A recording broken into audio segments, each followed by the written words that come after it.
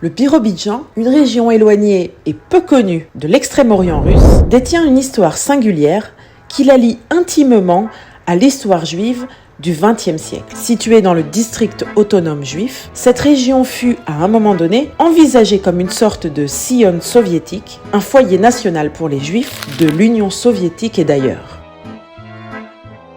L'histoire du Birobidjan commence dans les années 1920, lorsque les autorités soviétiques, sous la direction de Joseph Staline, cherchaient à résoudre la question juive en créant un territoire où les juifs pourraient s'établir et vivre selon les principes du socialisme. En 1928, le gouvernement soviétique désigna une zone peu peuplée le long de la rivière Amour, près de la frontière avec la Chine. L'idée était de fournir aux juifs un territoire où ils pourraient cultiver la terre, développer leur culture et vivre en paix, loin de l'antisémitisme qui sévissait en Europe et même au sein de l'URSS.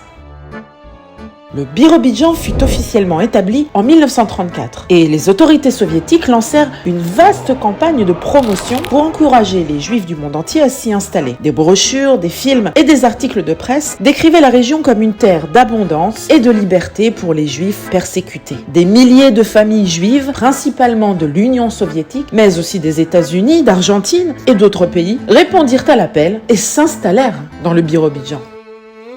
Cependant, la réalité sur place était loin de l'image idyllique présentée par la propagande. Les habitants se heurtèrent à un climat rude, à des terres marécageuses, difficiles à cultiver et à un manque d'infrastructures. De plus, les politiques stalinistes de collectivisation forcée et les purges politiques n'épargnèrent pas la région et de nombreux juifs furent victimes de répression. Malgré ces difficultés, une culture juive distincte commença à s'épanouir dans le Birobidjan. Des théâtres, des écoles et des journaux en yiddish furent créés et la langue yiddish fut même déclarée langue officielle aux côtés du russe.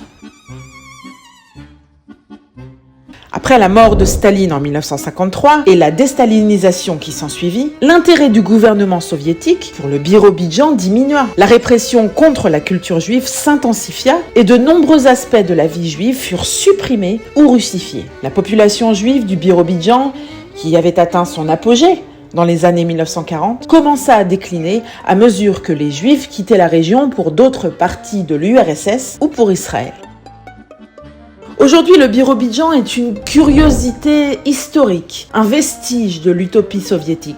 La population juive y est désormais minoritaire, bien que le yiddish et les symboles juifs soient toujours présents dans les noms de rues et les monuments publics. Le lien particulier entre le Birobidjan et les juifs reste un chapitre fascinant de l'histoire juive et soviétique.